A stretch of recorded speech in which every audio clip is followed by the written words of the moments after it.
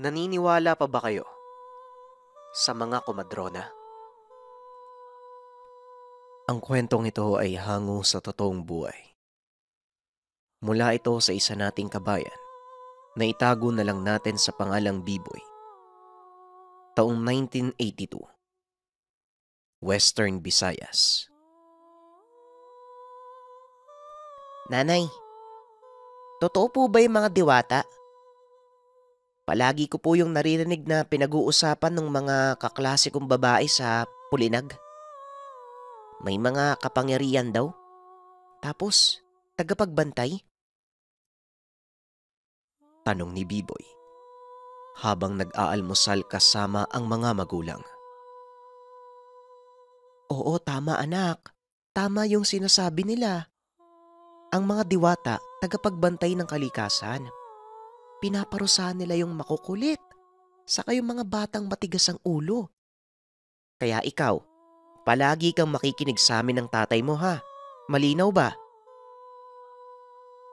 Tugon ni Nanay Isadora. Tumango naman ang binata, nangakong susunod sa mga magulang sa lahat ng oras. Si Biboy ay nag-iisang anak ngunit hindi magtatagal. Isisilang na ni Nanay Isadora ang bunso ng pamilya. O Biboy, ano ba tong naririnig kong diwata na yan? Alam mo anak, hindi na uso yan. Para lang yan sa mga batang babae. Dapat mag-ayos ka na, lalo pat malapit ka nang maging kuya. Dapat ikaw ang magtatanggol sa kapatid mo. Naiintindihan mo ba? Wika ni Tatay Alfredo. Laking lungsod ang ama, kaya hindi ito naniniwala sa mga nilalang, kagaya ng mga engkanto at engkantada. Para sa kanya, mga katang-isip lamang ito na ginawa para gawing panakot sa mga bata. Habang si Nanay Isadora naman ay laking probinsya, napilitan lamang lumipat ang mag-anak sa lugar ng ina dahil nawalan ng trabaho si Tatay Fredo. Nasunog ang pinapasukang pabrika. Mapalad naman ang pamilya na may lupain ang mga magulang ni Nanay Isadora sa lugar. Pinagkalob sa kanila ang kaperasong lupa na maaaring pagsakahan ni Tatay Alfredo at doon na din nila itinayo ang maliit na kubo. Mapuno ang lugar. Kailangan pang putulin ang ilan upang may mataniman. Nagtira si Tatay Alfredo ng iilang puno ng mangga at kaimito. Pati na rin yung nag-iisang matandang puno ng bayabas. Napakalaki ng puno. Matibay na nakatayo sa likuran ng tahanan. Ikaw naman mahal, hayaan mo na lang yung bata. At saka dito sa amin, pinaniniwalaan talaga yung mga diwata sa kalamang lupa. Palibasa kasi sa lungsod, panay bahay yung nakikita eh. Wika ni Nanay Isadora. Nakatitig lang ang ama sa ina habang umiiling. Mabait si Tatay Alfredo at hanggat maaari, iniiwasan niyang magkaroon ng hindi pagkakaunawaan sa mag-asawa. Isa pa, dahil nawalan ng hanap buhay sa lungsod. Nahihiya ito sa mga magulang ni Nanay Isadora, kaya kayod kalabaw ito upang mapagyaman ang lupa. Nga pala mahal, mamaya pupuntahan ko si paring Narding ha. Kukunin ko lang yung binibigay niya na 2 baboy. Regalo daw sa magiging inaanak niya. Wika ni Tatay Alfredo. Nakatira pa sa kabilang barangay ang kaibigan. Isa ito sa mga nagtuturo kay Tatay Alfredo sa mga gawain sa bukid. Kababata ni Nanay Isadora at malayong pinsan. Ganun ba? Ang aga naman yata ng ninong ni Bunso. O basta wag ka magpapagabi dun ha. Alam mo naman na kaming dalawa lang ang nandito ng anak mo. Mamaya, yayain ka na namang mag-inom ni pinsan.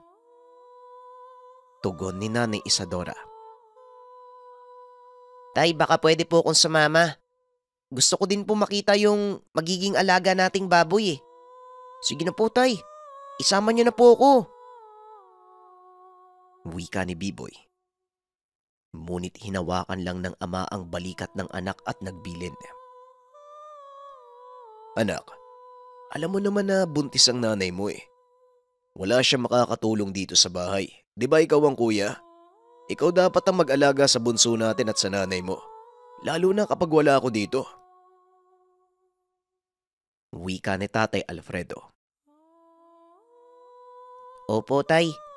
Naiintindihan ko po. Ako na pong bahala kila nanay. Babantayan ko po sila. Saka Tay, malaki na po ako oh. Marunong na nga po ako maghugas ng pinagkainan eh. Tugon ni Biboy. Pinapayagan naman ito ng mga magulang na makipaglaro sa umaga.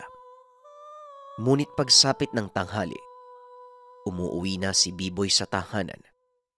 Matutulog sa hapon at tutulong sa gawaing bahay sa gabi. Pagsapit ng dilim. Anak, tignan mo nga yung bakura natin. Siguraduhin mong nakasara ha. Mukhang mamaya pa dadating yung tatay mo eh. Ano ba naman yan? Sinabi ko na kanina huwag magpapagabi. Hindi pa din nakinig ang magaling mong ama. Wika ni Nanay Isadora. Wag na po kayo mag-alala, nanay. Ako na pong bahala sa atin habang wala si tatay. Saglit lang po ah. Isasara ko lang po yung gate. Tugon ni Biboy. Kagad namang pumunta si Biboy sa labas ng tahanan. Matapos maisara ang gate, biglang humangin ng malakas sa uluhan ng bata. May nakita si Biboy na tila malaking ibon papunta sa likod ng tahanan. Dahil sa pagtataka, kagad na itong pumasok. Ano kaya yun? Wika ni Biboy sa sarili. Marahang lumapit sa dingding ang bata para silipin ang nasilayan. Dito nasaksihan ni Biboy ang nilalang na may pakpak na nakadapo sa puno ng bayabas. Teka, baka ito yung sinasabi nilang diwata ah.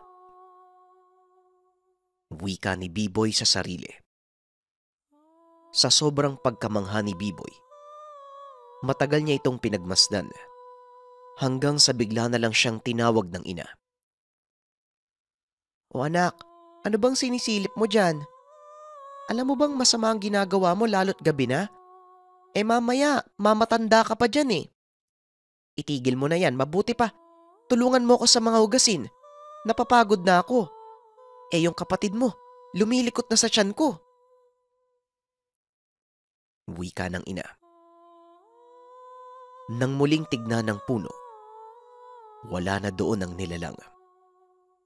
Habang si Biboy naman, pumunta na sa lababo para simulan ang mga hugasin. Katabi nito ang lutuan na gawa sa tabla na nilagyan ng lupa at maraming abo. May mga bato naman sa lugar na nagsisilbing lutuan ng pamilya. Nay, may pakpak po ba lahat ng mga diwata? Saka, sa gabi po ba sila nagpapakita? Tanong ni Biboy. Hindi naman lahat anak, pero ang alam ko madalas tuwing umaga sila nagpapakita. Ang sabi sa akin ng lola mo, karamihan sa diwata mabait. Pero syempre, hindi naman mawawala yung mga masama. Yung iba nananakit pa ng tao eh. Kaya hanggat maaari, iwasan natin sila. Kapag hindi mo naman sila ginambala, hindi ka naman nila lalapitan eh. Pagpapaliwanag ni Nanay Isadora. Maya-maya pa, muling nakaramdam ng paghilab ng tiyan si Nanay Isadora. Anak, kunin mo nga muna yung termo sa lamesa. Iba yung sakit ng tiyan ko ah. Parang may humahalukay. Ang sakit.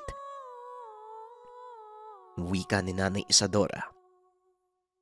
Kagad namang sumunod si Biboy at kinuha ang termos. Nilagyan ng mainit na tubig ang tasa at pinainom sa ina. Ngunit wala pa ring tigil sa pagkirot ang tiyan ni Nanay Isadora. Nagpalit ito ng itim na damit at nagsindi ng kamangyan. Saka pa lamang gumaan ang pakiramdam at kaagad na nakatulog. Hindi nagtagal ay dumating na ang ama.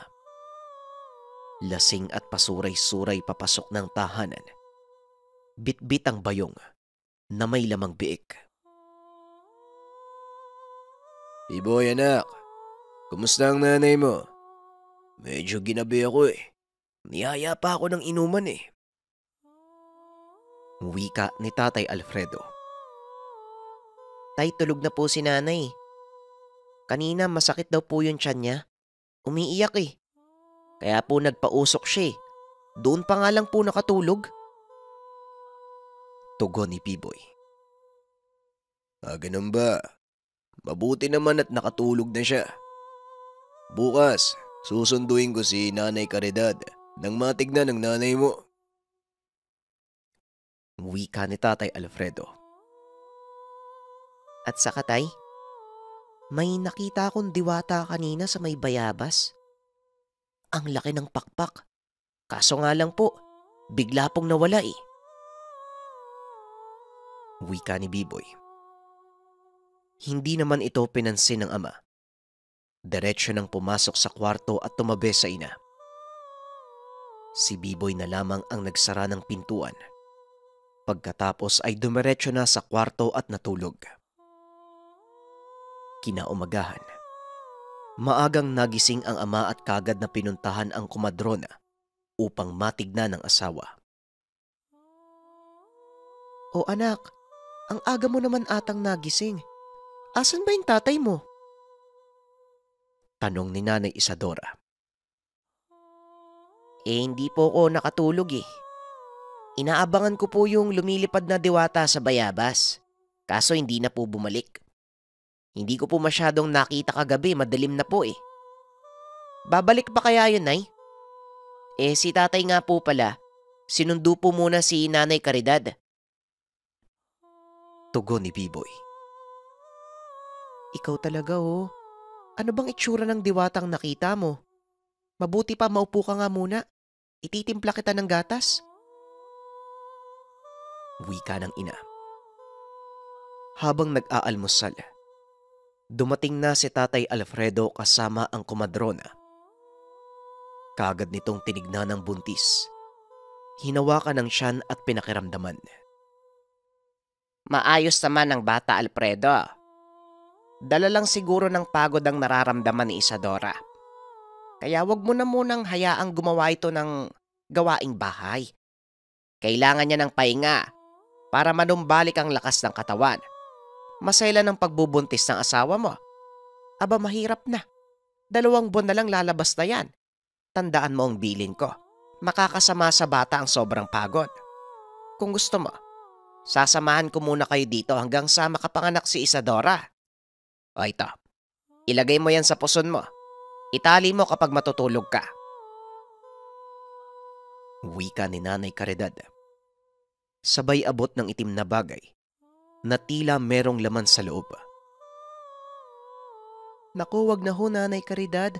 Nakakahiya naman po sa inyo. Maraming salamat po ah. Ewan ko ba, kapag gabi, sumasama po yung pakiramdam ko. Parang hinahalukay. Eto kasing si Alfredo eh. Inuna pang makipag-inuman kagabi eh. Tugon ni Isadora. Pasensya ka na mahal ha. Sila Teban eh. Nadaanan ko dyan na umiinom hindi naman ako makatanggi. Pangako, hindi na mauulit. Wika ni Tatay Alfredo. Magtatanghali na nang matapos sa panggagamot si Nanay Caridad. Maraming salamat po Nanay Caridad. Pasensya na po sa abala ha. Huwag po kayo mag-alala. Sasamahan ko na po si Isadora lagi sa bahay. Wika ni Tatay Alfredo. Naupo naman ang buntis sa pintuan. Pinagmamasdan ng anak. Maya-maya pa, may natanaw sila na pamilyar sa matanda. Si Tandang Faustina na madalas napapadaan sa labas ng tahanan, lalo na kapag Miyerkules at Biyernes. Nagmano naman si Biboy sa matanda na nooy naglalaro pa sa harapan ng tahanan kasama ang kaibigang si Tonyo. Mano ho, Lola Faustina? Meron po ba kayong dalang candy? Wika ni Biboy. Nakasanayan na ng bata na tuwing napapadaan, nag-aabot ito ng candy sa kanya. Subalit ng araw na yun, walang naibigay sa kanya ang matanda kung hindi mga prutas. Pasensya ka na, iha. Walang nabiling candy ang lola mo. O ito, ibigay mo sa nanay mo. Mainam yan para sa ipinagbubuntis niya. Wika ni Nanay Faustina, sabay abot ng supot ng prutas. Hindi naman nagtagal pa ang matanda at umalis na pagkaabot ng supot. Biboy, bakit ka tumatanggap ng pagkain dun sa matanda? Hindi ka ba natatakot? Ang sabi ni tatay, aswang daw yung matandang yun eh. Wika ni Tonyo, kaibigan ni Biboy.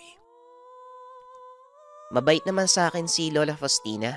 Eto nga oh, may prutas pang ibinigay para kay nanay. O sige na, bukas na lang uli. Baka mapagalitan ako ng nanay ko, tanghali na. Tugon ni Biboy. Pagkauwi ng tahanan, kaagad nitong hinanap ang ina. Laking gulat niya. Nakita niyang nakabulagta ang nanay. Wala nang malay. Agad niyang tinawag ang ama na kasalukuyang nasa kulungan ng mga biik. Tay, si nanay po, walang malay. Bilisan niyo po. Ayaw pong gumising eh. Wika ni Biboy. Napatakbo naman si Tatay Fredo sa loob ng tahanan. Nakita nitong wala pa ring malay ang asawa, kaya kaagad niyang binuhat at ibinaba sa kama. Pagkatapos, nilagay ang mga dahon na ipinakuha sa kanya ng asawa nung umaga. Bukas kailangan nating pumunta sa doktor. Parang hindi ako kumbinsido sa ginawa ng kumadrona eh. Mas mainam na matignan ng eksperto. Wika ni Tatay Alfredo. Dati pa man, hindi talaga naniniwala ang ama sa mga manggagamot, bukod sa mga doktor. Ngunit matibay ang paniniwala ni Nanay Isadora sa tradisyonal na panggagamot, gaya ng kumadrona at hilot at albularyo. Bandang 6:00 na magkamalay si Nanay Isadora, habang si Tatay Fredo naman nasa kusina at naghahanda na ng hapunan. Tay, gising na po si nanay, hinahanap po kayo. Wika ni Biboy. Kagad naman itong nilapitan ni Tatay Fredo, dala ang mainit na sabaw. Habang si Biboy naman nanatili sa kusina, mayat maya ang pagsilip sa likod ng bahay. Bandang 11:00, nagpapahinga na ang mga magulang ng bata. Ngunit patuloy pa rin sa paghihintay si Biboy. Gusto niyang patunayan sa ama na tama siya na totoo ang mga diwata at engkanto. Maya-maya pa, muli niyang narinig ang pagaspas at nakita ang nilalang sa puno ng bayabas. Dahil maliwanag ang buwan, nasilayan ni Biboy ang itsura ng nilalang. Teka, parang nakita ko na yung matanda na to ah. Wika ni Biboy sabay takbo sa magulang. Tay, andyan na po yung diwata, tara po tignan nyo. Sabi ko naman sa'yo eh, totoo po yung diwata eh. Wika ni Biboy. Ano bang diwata yung sinasabi mo? Tanong ni Tatay Alfredo. Pilit itong hinila ng anak at tahimik na niyaya sa kusina. Itinuro niya ang butas sa mga tabla at sinabihan ang ama na sumilip. Nang makita ito ng ama, napabitaw siya ng mabigat na salita. Ang inaakalang diwata, isang aswang. Malaki ang pakpak. Napakapangit ng muka at nanlilisik ang mga mata. Habang tinititigan ito, pamilyar sa kanila ang itsura. Habang si Biboy naman, naroon sa pintuan at nakamasid sa ama. Walang kaalam-alam ang bata sa nangyayari. Hindi pa maintindihan ng murang isipan ni Biboy ang sitwasyon na kinakarap ng pamilya. O ikaw, bumaba ka dito. Ikaw ang nambibiktima sa asawa ko eh. Hindi ako natatakot sa'yo. Lalo na kung asapin ang buhay ng anak ko, pati na rin ang asawa ko. Patuloy lamang na umaangil ang aswang. Hindi ito sumusunggab sa kanya. Hindi na naghintay pa ang tatay. Ibinato ang lamparang hawak sa aswang. Nakaiwas ang nilalang. Hanggang sa tumama ang lampara sa puno ng bayabas. Kumalat ang apoy at umabot sa katawan ng aswang. Napakalakas ng angil ng nilalang. Doon pa lamang nakaramdam ng takot si Biboy. Kaya kagad siyang pumasok ng tahanan at niyakap ang ina. Ngunit desidido si Tatay Alfredo na patayin ang aswang. Nasunog na ang pakpak nito at tuluyang nalaglag sa lupa. Sinugod siya ni Tatay Alfredo. Sinaksak ito ng ilang beses, ngunit patuloy lang sa paggapang ang aswang. Akma sanang tatagain ni Tatay Alfredo ang ulo. Subalit tumalsik siya ng ibuka ng nilalang ang pakpak at buong lakas na lumipad. Anak, nasaan ang nanay mo? Ayos lang ba kayo? Tanong ng ama. Kagad siyang pumasok ng bahay nang masiguradong malayo na ang aswang. Magdamag silang gising upang bantayan ang tahanan. Anak, hindi diwata ang nakita mo. Aswang yun. Ang kapatid mo na nasa tiyan ng nanay mo, yun ang gusto niya. Pagpapaliwanag ni Tatay Alfredo. Ang hinala ni Tatay Alfredo, si Aling Costina ang aswang dahil madalas itong dumadaan sa labas ng tahanan, lalo na nang malaman itong buntis ang asawa. Balak na sana niyang abangan at kumprontahin, ngunit hindi niya alam kung saan nakatira. Kinabukasan, balita sa bayan ang pagkamatay ng isang matanda. Sunog ang katawan, maraming saksak, may taga sa likod at mga braso. Di ba si Caridad yan? Yung komadrona? Sino kayang walang puso ang may gawa niyan? Wika ng isang residente. Habang si Tatay Fredo naman, naroon sa kinaroroonan ng bangkay, kasama ang iilang residenteng nakikiusyoso. Saka pa lamang napagtanto ng lalaki ang pinagkakatiwalaan nilang komadrona, ay siya din palang umaaswang gabi-gabi sa asawa. Mali ang kanyang paratang kay Faustina. Inilihim ni Fredo ang nangyari. Kinausap niya ang anak na huwag ipagsabi sa iba ang nasaksihan ng gabing iyon. Wala naman silang matibay na ebidensya na pagpapatunay na aswang nga si Nanay Caridad dahil kilala itong matulungin sa mga buntis.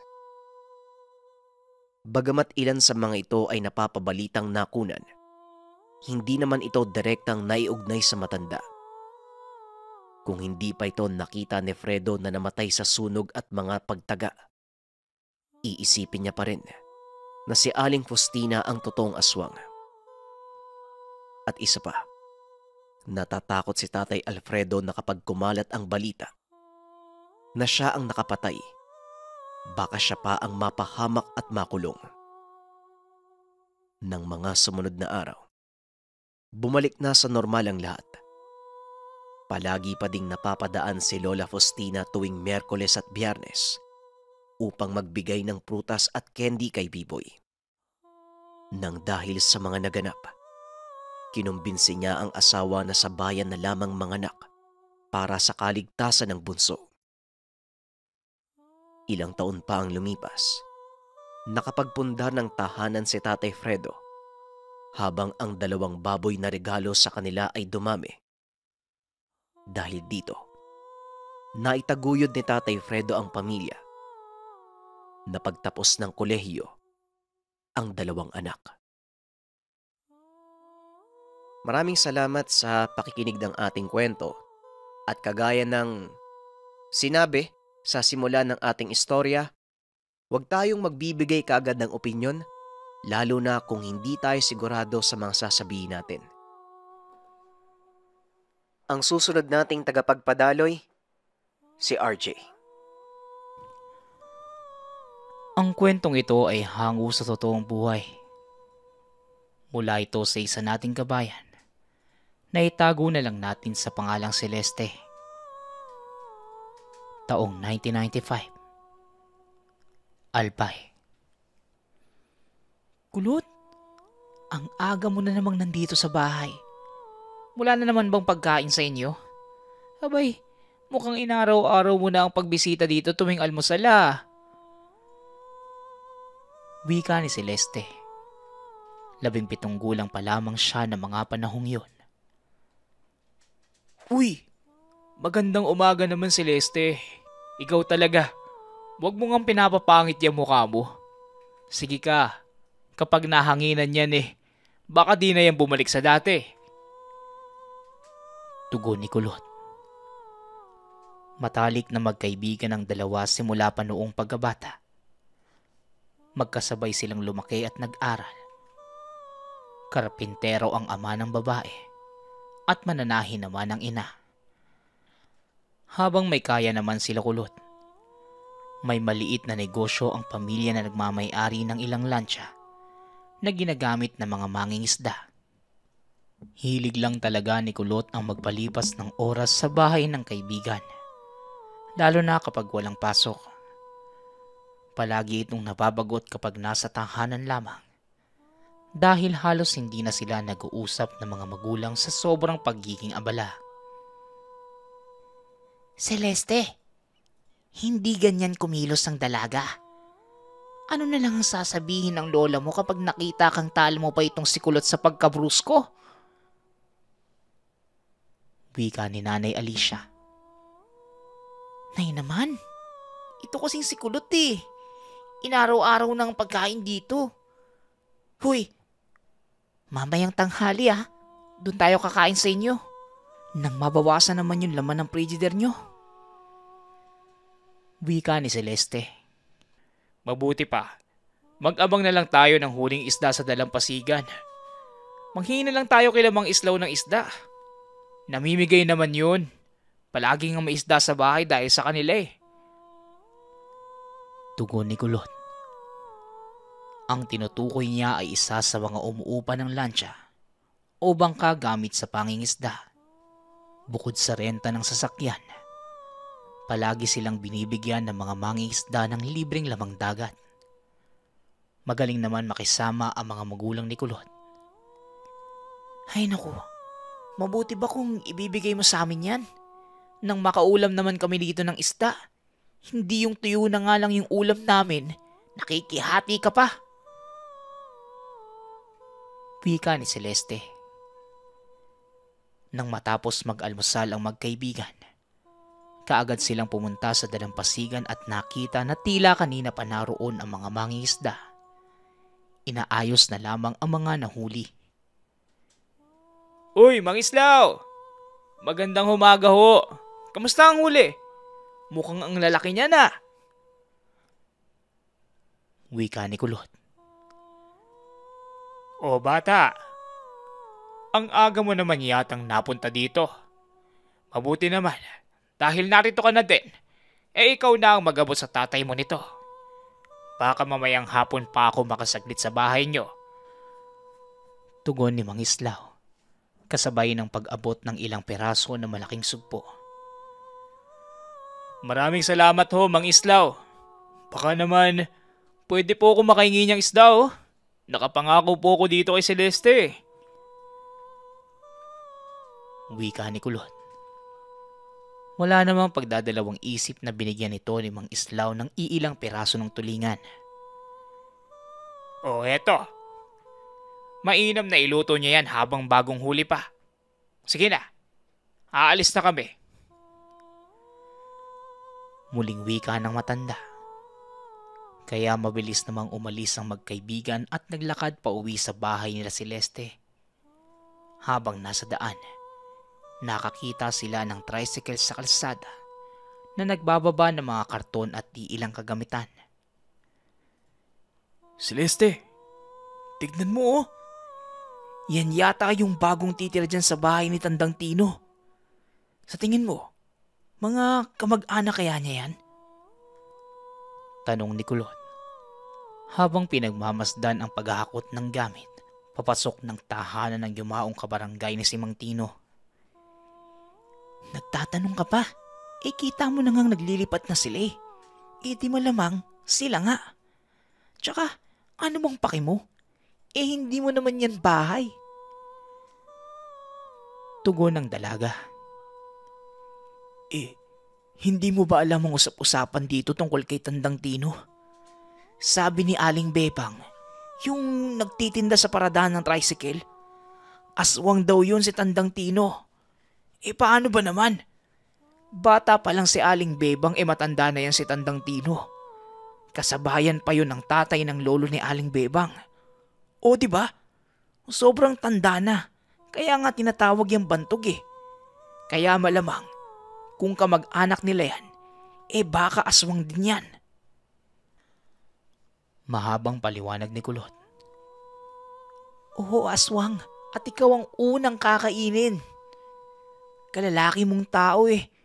Napaka-chismoso mo. Halika na nga. Umuwi na tayo, dali. Tugon ni Celeste. Nang makauwi ay sabik na pinaluto ni Celeste sa ina ang dalang tulingan. Iniluto ito sa toyo at suka at pinakulo hanggang sa matuyo. Yun ang paboritong luto ni Celeste. Ay, wala talagang katulad ang luto ng nanay mo, Celeste. Ano kaya kung siya na rin na magluto nitong sugpo? Matabang kasi kapag sinanay eh. Wika ni Kulot. Ngunit pinagsabihan naman siya ng nanay ni Celeste. Iuwi na muna ang sugpo pagkatapos mananghalian at baka hinahanap na rin siya ng mga magulang. Wala namang nagawa si Kulot kundi ang sundin ito. Kinabukasan, habang papunta si Kulot sa tahanan ni Celeste, sumisipol pa ang binata habang naglalakad hanggang sa napadaan siya sa dating tahanan ni Tandang Tino. Psst! Psst! Ikaw nga! Wika ng tindera. Napatitig naman si Kulot hanggang sa, Huy bata! Halika! Naparami ang luto namin ng adobong baboy. Baka gusto mong subukan. Bala kasi namin magtayo ng karinderya sa lugar. Tiknan mo oh. Sabihan mo ko kung masarap ba o hindi. Wika ng Ali sabay abot na nilagyan ng adobo. Nagulat naman si Kulot sa dami ng karne. Ako nga pala si Aling Unding. Lolo ko sa tuod si Tandang Tino. Wala nang aasikaso sa bahay niya dahil nasa ibang bansa na mga kamag-anak namin. Kaya nakiusap ang mga apo niya na kami na muna ang tumira dito. Medyo hindi pa kami sanay kaya bihirang lumabas sa mga anak ko. O ayan, sana magustuhan mo. Dagdag na matanda. Wala namang naisagot si Kulot. Naglakad na lamang siya papalayo habang tinitignan ang napakaraming karne. Ngunit ramdam niya na nakatitig lang sa kanya ang Ali habang palayo sa lugar. Nang makarating naman siya sa tahanan ni Celeste. Uy Celes, tignan mo to oh. Bigay ng Ali dun sa bahay nila Tandang Tino. Dun ako dumaan papunta dito eh. Bigla na lang akong tinawag nung Ali. Malayong kamag-anak pala siya ni Tandang Tino. Nasa ibang bansa na din ang mga anak at apo, kaya wala nang titira sa bahay na matanda. Kaya yun, sila na lang ang pinatira. Mabait naman pala eh. Ito pa nga oh, ang daming binigay sa aking adobo. Aling Alicia, may baho pa ba kayo dyan? Baka pwede namang makahingi. Wika ni Kulot. Nasisiraan ka na ba talaga ng tuktok? Ikaw itong may sabi na baka aswang sila. Ikaw naman ang naunang tumanggap ng pagkain mula doon. Kainin mo mag-isa yan. Mamaya kung anong halo dyan, mangisay kang mag-isa. Wika ni Celeste. Natigilan naman si Kulot at tila naisip na may punto ang kaibigan. Bakit sa dami ng tao siya ang inabutan ng adobo? Malamang, narinig siya nito noong isang araw habang sinasabi kay Celeste ang mga nalalaman. Dahil sa napagtanto, ibinaba ni Kulot ang ulam at pinakain na lamang sa aso. Natakot siyang isipin na baka mahawa siya ng pag-aaswang. Hindi ko naisip yun. Siguro, ginamitan ako ng hipnotisto nung Ali. Mabuti pa huwag na tayong dadaan sa bahay nila. Mahirap na. Wika ni Kulot. Maya-maya pa, habang naglalakad pa atras ay may nabangga siyang lalaki. Aray! Ano ba naman yan? Wika ni Kulot. Oh, Kulot. Ayos ka lang ba? Ano bang ginagawa mo at naglalakad ka ng patras? Sa susunod magdahan-dahan ka. Mamaya, kung sino naman ang makabangga mo. Wika ni Mang Carpio. Pasensya ka na po, Mang Carpio. Medyo kulang lang talaga yan sa tornilyo Mabuti pa, paluin niyo po yan na magtanda. Tugon ni Celeste. Tumawa naman si Mang Carpio at, Ikaw talaga, Celeste. Sige na't may pupuntahan pa ako. Oh, ikamusta mo nila ako kay Maring Alicia at kay Paring Renato Minsan ka mo mag-inuman naman kami.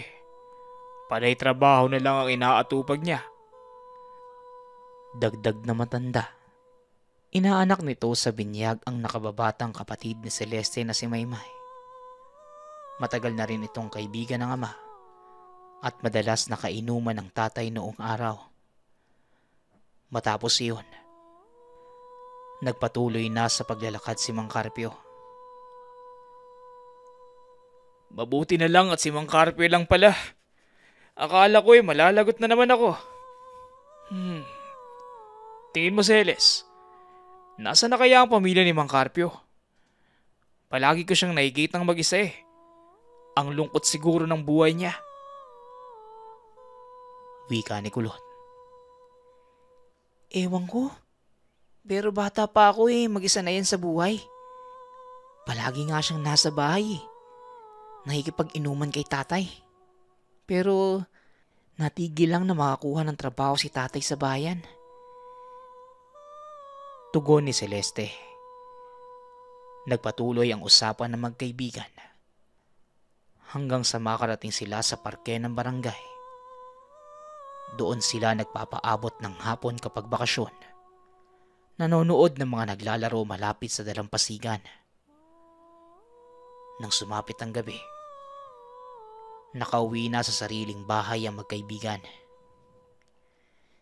Celeste anak, magsaing ka na muna dyan at medyo nahihilo ko. Lutuin mo na rin yung pechay na binili ko kanina. Mahihiga na muna ako. Wika ni Nanay Alicia. Kaagad namang sumunod si Celeste at naglinis ng bigas sa bilao. Nay, naitapon niyo po ba yung pinaglinisan ng isda? Nangangamoy na po Baka mahukay ng mga aso. Wika ni Celeste habang nasa kusina. Hindi niya maiwasang maitanong sa ina ang tungkol sa pinaglinisan ng isda. Napakasangsang nito at masakit sa ilong dahil sa sobrang lansa. Ngunit hindi na tumugon ang ina. Nagpatuloy na lamang si Celeste sa ginagawa sa kusina. Hiniwa niya ng pino ang pechay at naisipan ng lutuin. Subalit maya-maya lang, naamoy muli ng dalaga ang masangsang na amoy ng isda. Ay, ano ba yan? Saan na naman kaya tinago nitong mga aso yung pinaglinisan ng isda kanina? Pagdating ni tatay, ipapahanap ko sa kanya. Wika ni Celeste sa sarili. Hanggang sa matapos siya sa pagluluto, nanunuot pa rin sa ilong niya ang lansa. Nang tuluyang matapos sa pagluluto, narinig na niya ang ama sa pintuan. Tumayo siya sa pagkakaupo sa kusina, ngunit may napansin siyang anino na tumakbo sa likod ng tahanan. Hindi niya ito pinansin. Nagmamadali na ang dalaga na buksan ng pintuan. Sabik na siyang makita ang ama at kung may pasalubong na putok na paborito niyang tinapay. Hindi nga siya nagkamali. Dala ng ama ang paborito. Dahil sa sabik ay nalimutan niyang sabihin ang tungkol sa lansa. Kaawaan ka ng Diyos, anak. Asan ang nanay mo? May dala ako mga mangga dito. Yung pinapabili niya sa akin kanina. Wika ng ama. Tay, nasa kwarto ho. Masama ho yata ang pakiramdam kaya natulog muna. Gigisingin ko po ba? Tanong ni Celeste. Wag na, anak. Hayaan mo na magpahinga. Paghain mo na lang ako na makakain. O ito, ipritom na rin tong tinapa na may kapares yang naamoy kong pechay. Tsak na matabang na naman yung luto mo. Biro ng ama. Matapos maghapunan ay nagpahinga na rin ang mga ito. Nang sunod na araw ay nagising si Celeste na nagsusuka ang ina. Tiyempo naman na walang pasok si Tatay Renato, kaya sinamahan nito ang asawa sa klinika ng barangay. Pag-uwi ng tahanan, abot tenga ang ngiti ng mag-asawa. Celeste, anak, magandang balita. Magkakaroon na kayo ng bagong kapatid. Wika ni Nanay Alicia. Tama ang inay mo. Kaya anak, dahil ikaw ang panganay, ikaw ang aasahan kong umalalay sa nanay mo. Lalo na sa mga gawaing bahay. Kung maaari sana, bawasan mo na pansamantala ang pag-aala mo at paglabas-labas. Malinaw ba? Tanong ni Tatay Renato. Opo, Tay. Ako na po ang bahala dito sa bahay. Aalagaan ko si Inay at si Maymay, pati ang magiging muso kong kapatid. Tugon ni Celeste. Hanggang sa may tumawag sa pangalan ni Celeste sa labas ng tahanan. Tao po, papasok na ako ha. Ay, magandang araw ho, Mang Renato, Aling Alicia. Maaari po bang makitambay dito? Tanong ni Kulot. O bakit? Mukhang napagalitan ka na naman sa inyo ah. Ano?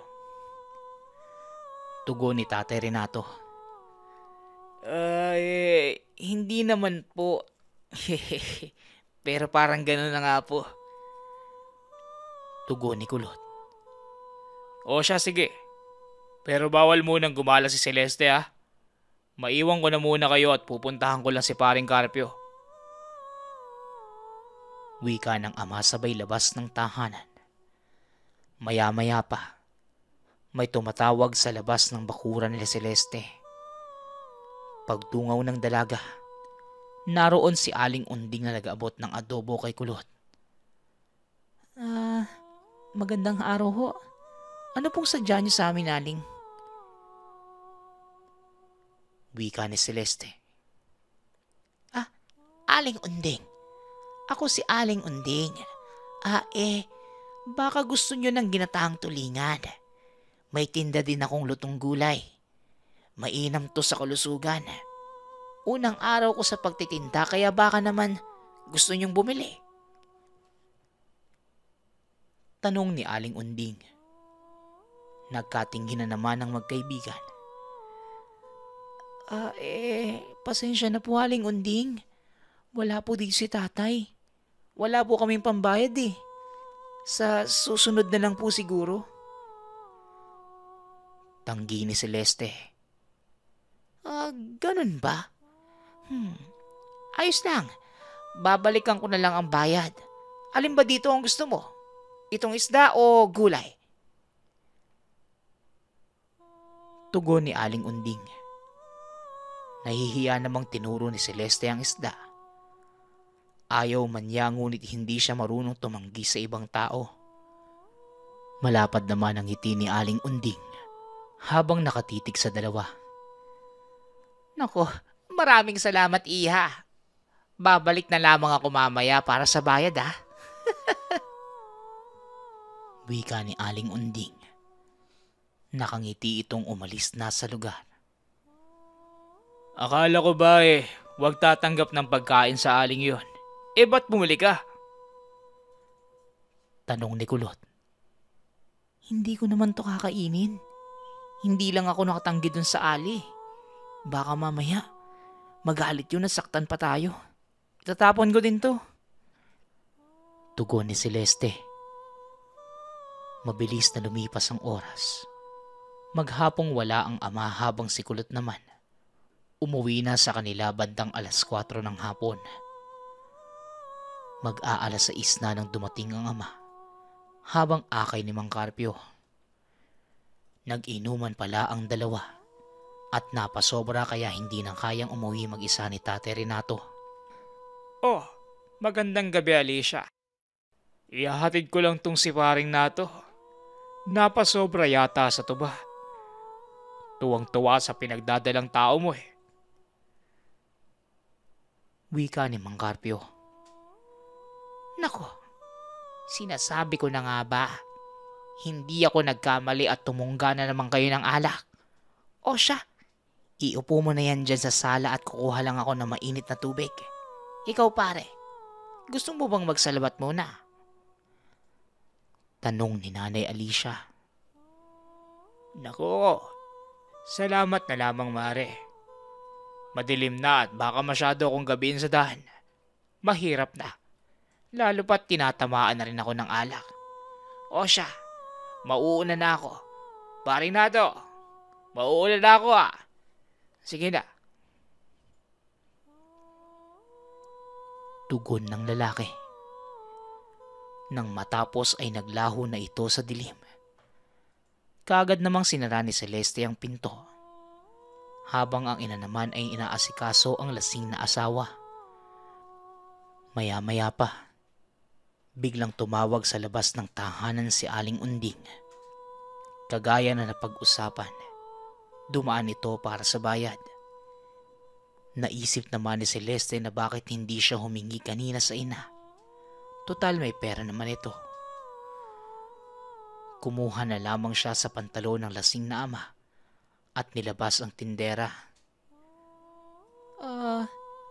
Magandang gabi ho, Aling Unding. Ito na po yung bayad Pasensya na po. Wika ni Celeste. Walang anuman. Nasarapan ba kayo sa luto ko? Tanong ni Aling Unding.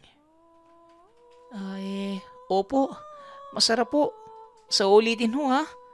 Sige na po, tinatawag na ako ng nanay. Tugon ni Celeste.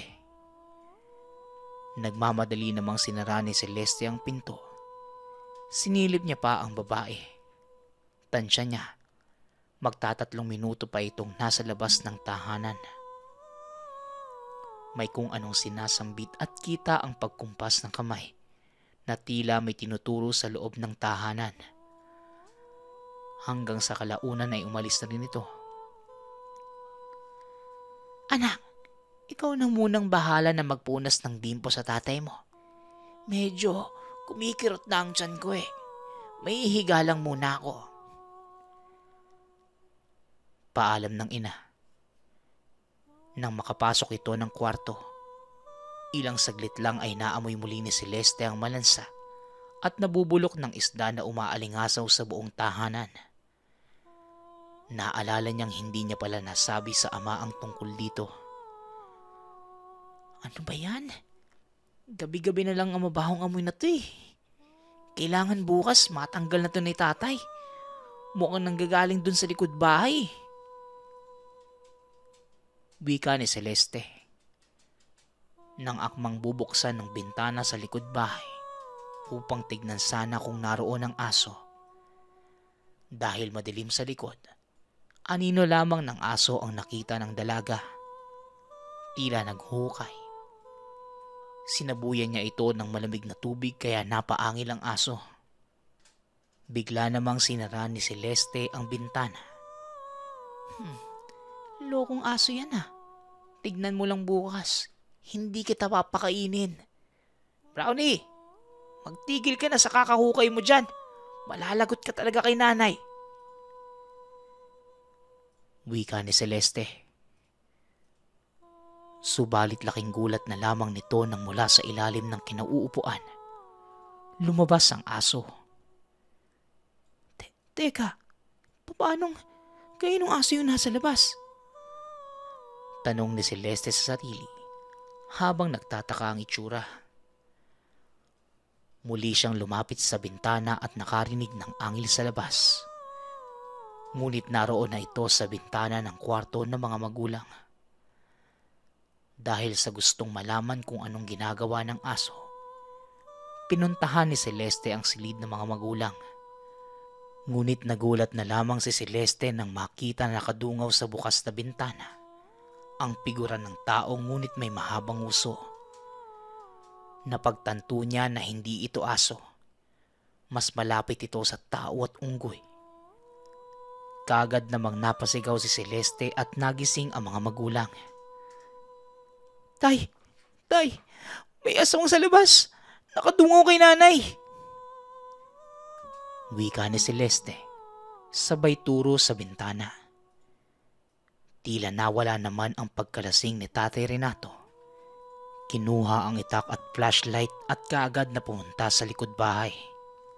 Kaagad itong tumalon sa bintana ng kwarto. Ang lakas naman ng loob mo. Pamilya ko pa ang aaswangin mo. Hoy! Kung sino ka man, tsak natatamaan ka nitong sundang ko. Wika ni Tatay Renato. Sinugod nito ang aswang na noon ay akma pa sanang aalis sa likod bahay. Nagpangbuno pa ang dalawa hanggang sa maipababawa ng aswang ang ama ni Celeste. Dahil lang sa alak, hirap siya sa koordinasyon ng katawan. Napilitang lumabas si Celeste sa pag-aalalang mapatay ng nilalang ang ama. Dala ang kawayang panungkit sa sampayan. Buong lakas niyang tinusok ito sa tagiliran ng aswang. Napasigaw naman sa sakit ang nilalang. Nilundag nito si Celeste ngunit kaagad namang nakabangon ng ama at tinaga ito sa likod. Bago pa man ang sunod na pag-atake ni Tatay Renato, kinalmot na ito ng aswang kasabay ng pagtakas papunta sa labas ng bakuran. Isang pagaspas ang narinig ng mag-ama at pagkatapos, bigla na lang natahimik na muli ang paligid. Tay, ayos lang ho ba kayo? Tanong ni Celeste. Oo anak, bukas, ipapatingin ko na lang ito sa manggagamot. Ngayon lang ulit may sumalakay na aswang dito ha. Tugon ng ama. Tay, sigurado akong si Aling Unding yun. Yung bagong lipat sa bahay ni Tandang Tino. Nagpunta yun dito kanina para maningil ng bahay sa tindang ulam. Tay, sigurado akong babalikan tayo ni Aling Unding. Wika ni Celeste.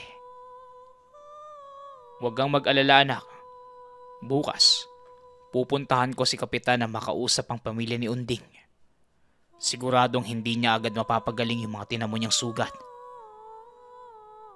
Tugon ni Tatay Renato. Pumasok na sila ng tahanan. Mabuti na lamang ay walang nangyari sa ina. Mahimbing pa din ang tulog at tila hindi alintana ang mga naganap. Kinabukasan, pumunta si Tatay Renato kay Kapitan at sinamahan siya nito kasama ng iilang residente upang kumprontahin si Aling Unding. Hoy Unding, lumabas ka dyan. Talagang pamilya ko pa ang napili mong kantiin. Anong napala mo? Pasalamat ka at di ka namin natuluyang kagabi. Wika ni Tatay Renato. Ngunit walang lumalabas sa tahanan. Hindi na nakatiis ang ama. Pinasok na nito ang bakuran at kinalampag ang pinto. Subalit nang mabuksan ay wala namang tao sa tahanan. Sinasabi ko na nga ba, mga aswang ang pamilyang narito. Kita nyo? Tumakas na ang mga walang hiya. Dagdag ni Tatay Renato. Mula sa tumpok ng tao sa labas ay may narinig silang nagsalita. Anong ginagawa niyo sa pamamahay namin? Kap, ano to? Tanong ni Aling Unding kasama ang mga anak at asawa. Aba, at nakuha niyo pang bumalik. Magsabi ka, Unding, ikaw yung aswang na sumalakay sa bahay namin kagabi, di ba? Tugon ni Tatay Renato. Ha? Anong aswang? Hindi ko alam ang sinasabi niyo. Wika ni Aling Unding. Sinungaling ka! Iyan yung sugat sa likod at tagiliran mo. Ipakita mo! Ngunit natigil sa pagsasalita si Tatay Renato nang pilit niyang tinaas ang damit ng alay upang ipakita ang sugat sa tagiliran. Walang kahit anong bakas ng peklat o sugat kay Aling Unding. Ang mabuti pa, Renato. Ikalma mo muna ang sarili mo at nang maayos natin itong mapag-usapan. Wika ng kapitan. Napagtanto ni Renato na mali ang ginawa at kumalma ito. Anong aswang ba ang sinasabi niyo? Magdamag kami nag-aayos ng mga paninda ko. Kanina, galing pa kami ng simbahan kaya wala talagang tao dito. Hindi aswang ang pamilya ko. Mabuti pong umalis na kayo sa pamamahay ko. Ako na ang pupunta sa barangay mamaya para sa mga akusasyon niyo. Tugon ni Aling Unding. Umuwi itong bigosan ni nanais na hustisya. Nang makauwi naman sa tahanan, nakita niya si Celeste na kausap si Kulot habang naggagayat ng malunggay. Magandang araw Mang Renato. Kamusta ho? Nahuli niyo po ba si Aling Unding? Tanong ni Kulot. Hindi pa. Pero mahuhuli ko din ang aswang na yan. Matibay ang dahilan eh.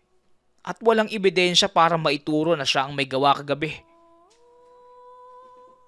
Tugon ni Tatay Renato. Tay, paano yung sugat? Biglang naputol ang sinasabi ni Celeste nang sumingit si Kulot. Ganun ho ba? Malamang kaya umalis na ni si Mang Carpio. Dahil sa aswang na yan. Wika ni Kulot. Ha? Anong ibig mong sabihin? Tanong ni Tatay Renato. Nakasalubong ko po kanina ang aga nga eh. May dalang mga gamit. Tsaka mukhang hindi na po babalik sa dami ng dala. Akala ko nga po kasama nyo kagabi nung inatake kayo ni Aling Unding. Meron pa nga pong malaking sugat sa tagiliran sa likod eh. Tatanungin ko pa sana kaso nagmamadali ng sumakay. Wika ni Kulot. Nagulat ang pamilya ni Celeste. Teka, kung ganun, si Carpio pala ang aswang. Kaya pala ilang beses ko nang napapansin ang kakaibang amoy niya. Akala ko dahil lang sa nagtitinda siya sa palengke. Kaya pala parang bulok na isda yung bahay niya. Wika ni Tatay Renato. Hanggang sa biglang may nagsalita. Mabuti naman at nalaman niyo na ang totoong salarin. Bala ko sanang balaan ang anak mo kagabi. Kaso, bigla naman ako sinarahan ng pinto. Nakita ko sa bubong niyo yung nilalang habang nakasilip at nag-aabang. Naglagay ako ng orasyon bago ko umalis pero hindi ko akalaing matibay ang aswang na yon. Akala ko, naitaboy ko na. Tila yata binalikan kayo. Wika ni Aling Unding. Pero, paano po yun nangyari? Buong akala namin, kayo ng pamilya mo ang aswang. Tanong ng dalaga. Nagkakamali ka, iha. Magmula kami sa mahabang listahan ng mga manggagamot sa angka namin. Ang matandang si Lolo Tino ay isa sa mga iginagalang na sorhano. Siya din ang dahilan, kaya natigil ang peste dito sa lugar. Kaso, napatay siya ng aswang noong isang beses na nagkasakit. O ito, Renato, inumin mo ng magamot niyang kalmot sa dibdib mo. Wika ni Aling Unding. Labis naman ang pasasalamat at paghingi ng tawad ng pamilya. Hindi nila inaakala na ang pinagbibintangan nilang aswang ay siyang tutulong sa kanila. At kung sino pa ang itinuring na kapamilya, ay siya palang maglalagay sa kanila sa peligro. Ang kaibigan ng ama na si Mang Carpio pala, ang aswang na amoy isda.